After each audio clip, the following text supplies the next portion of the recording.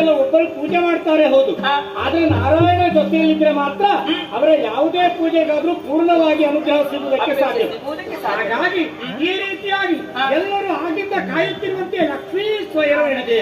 ಲೋಕಮುಖದಲ್ಲಿ ಲಕ್ಷ್ಮೀ ಮತ್ತು ಹರಿಯ ಸಾರವನ್ನು ಸಾರುವಂತಹ ಲಕ್ಷ್ಮೀ ಸ್ವಯಂವರ ಎನ್ನುವಂತಹ ಪುಣ್ಯ ಪೌರಾಣಿಕ ಕಥಾಭಾಗವನ್ನು ಆಡಿದಂತಹ ನಮಗೂ ಭಕ್ತಿ ಶ್ರದ್ಧೆಗಳಿಂದ ನೋಡಿದವರೆಲ್ಲರಿಗೂ ನಾವು ನಂಬಿಕೊಳ್ಳುವಂತಹ ಕಟೀಲು ಶ್ರೀ ದುರ್ಗಾ ಪರಮೇಶ್ವರಮ್ಮನವರು ಮಹಾಗಣಪತಿ ದೇವರು ಆಯುಷ್ಯ ಆರೋಗ್ಯ ಸಕಲ ಸಂಪತ್ತನ್ನು ನೀಡಲೆಂದು ಶ್ರೀದೇವಿಯಲ್ಲಿ ಪ್ರಾರ್ಥಿಸುತ್ತಾ ಕಥೆಗೆ ಮಂಗಳವನ್ನು ಹಾಡುವುದಕ್ಕೆ ಎಲ್ಲರಿಗೆಲ್ಲ ಅಪ್ಪಣೆಯಲ್ಲಿ ಆಶಿಸೋಣ.